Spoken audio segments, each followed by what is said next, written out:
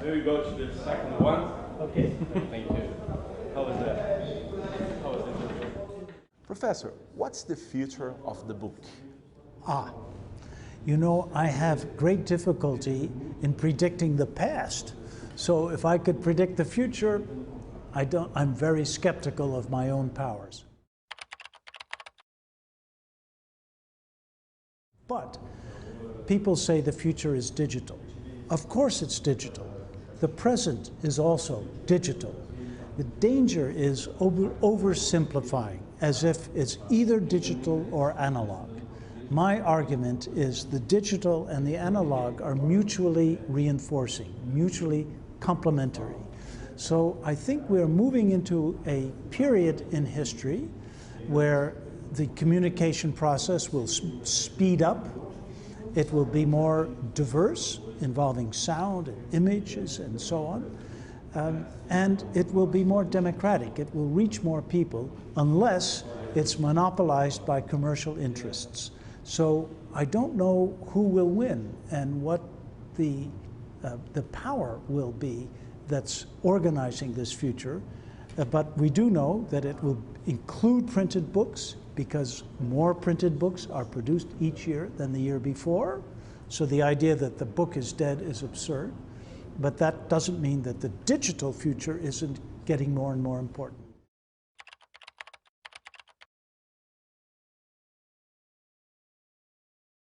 It's an exciting time to live in. Then there are two forces acting on it, the democratization and the commercialization. And we should be aware of the second one. Is that? That's right. I think, of course, we live in a world, a real world of economic interests.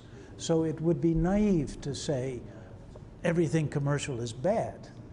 The danger is not just that commercial interests exist, but that they monopolize access to knowledge and to the internet. So I think we need public control that will prevent the taking over of public space by private industries that have a commercial interest in exploiting it. And this we can do, but we have to get organized. Professor, what do you believe is going to be the play the libraries are going to be in the future once we are going to have this change in the... Well, people often say to me, the book is dead and libraries are obsolete. It's crazy.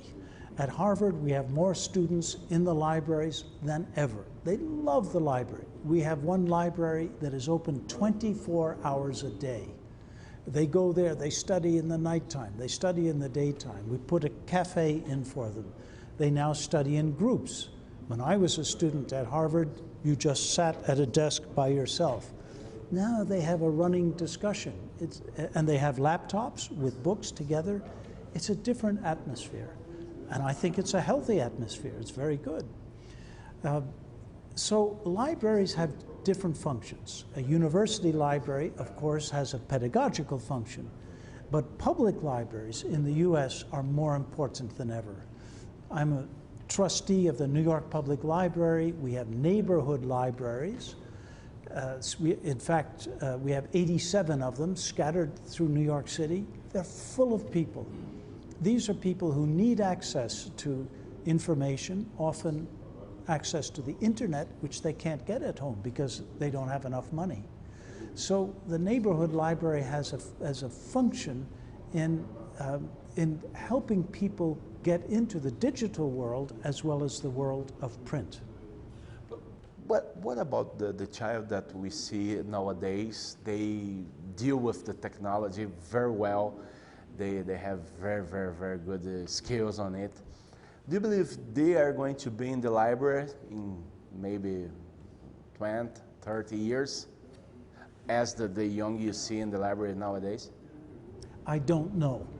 You know, if I knew, I think I must be realistic. But when they Twitter, when they exchange messages, I think that's a different activity from the serious activity of study and deep reading. So, in my opinion, for deep reading, you need a printed book. You should mark it up if you own it, and you should be able to turn pages back and forth and to reflect on things. Now, it could be that the future generations will be so comfortable with an electronic book that they will be happy with that. I don't know. But I think for most people, for a certain kind of concentrated, continuous reading, the printed book is ideal. It was the greatest invention, I think, ever made. Professor, you are part of a group that is working to put on internet 2 million books online for free. It is possible to measure how deep is the impact of a project like that. I believe it's named Digital Library of America, is that right? Yes.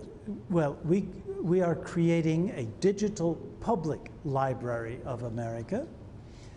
We are in the process of getting organized, but we're very advanced. So we have a technological infrastructure already designed.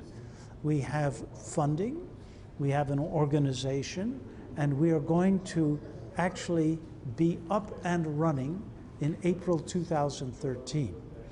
Now, your question is, can we measure the impact?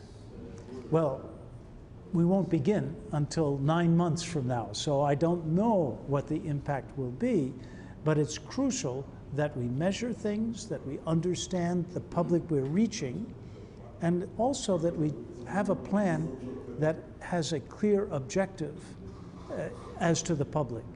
So we are not simply creating another library for other professors and privileged students. We are creating a library for everyone, especially for people who do not have access to a library. People in small colleges, community colleges, old people in nursing homes, young people in primary schools, scattered individuals everywhere in the country. These people need access to their cultural heritage, and we can give it to them free of charge. So the idea is a truly open, democratic kind of library that will take advantage of the technology that is now available. I heard people saying that the impact of this is as huge as the impact of the Enlightenment. Do you believe so? Well, I actually think that our Digital Public Library of America will realize one of the ideals of the Enlightenment. After all, the Enlightenment philosophers talked about reading and printing as a force for progress. Condorcet makes this his major theme, really. So I think now we can do, thanks to the internet, what the philosophers of the Enlightenment dreamt of, but were not able to actually accomplish. How expensive is this process, and who should be in charge of it? For example, I believe that we're going to need have some books in Portuguese, for example, and maybe a work to be done in Brazil.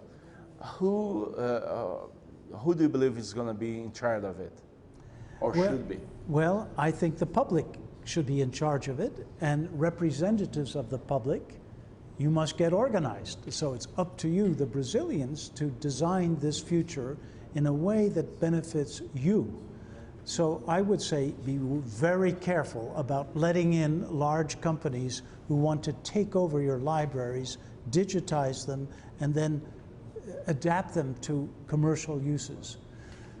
Who will actually pay for it? Well, that's a question also for you to answer. But I can tell you the cost. So we have many cost estimates. One estimate is 10 cents a page. That means for an ordinary book of about 300 pages, it will cost $30. That's not very expensive, and it's getting cheaper each year. So the future is very promising as far as the actual mechanics of digitization is concerned. Now, you must allow for what we call metadata, that is describing how to find this book in cyberspace, and you must allow for conservation or preservation. That adds costs, but the costs are coming down. And I think for relatively little money, you can democratize the whole world of learning. It's a very exciting project. Professor, do you use an electronic reader, iPad, Kindle, or do you prefer still the good and old book in the format? I do not use an electronic reader. Many of my friends do, my children do.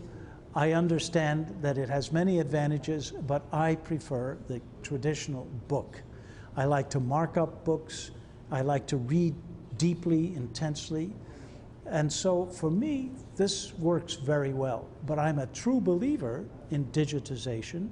And for more than 20 years now, I've been involved in projects to develop digital books, to work out new kinds of structures of communication, to get younger people to write books for the internet, and to try to actually design the digital world in a way that will be for the public good. But when it comes to reading, I must admit, I read a traditional book where I can turn the pages. Professor, you started your career as a journalist, right? You used to work to New York Times. Right. All that you said about the books, can we think about the newspapers in the same way? The process of, are you going to have a newspaper in our hands in maybe 20 or 30 years, or everybody's going to read it on an electronic reader? Well, again, I don't dare predict the future, but I must say, I believe newspapers are threatened, more so than books. Younger people will certainly get their news online, and newspapers must adapt to the online environment. Now, how they adapt and how they can have a business plan that will work, that's a problem. But they will work it out. They must work it out. The need for news will not go away. So the question is, how can it be satisfied most effectively? Professor, thank you for your time. I appreciate it. Thank you for the interview. Thank you.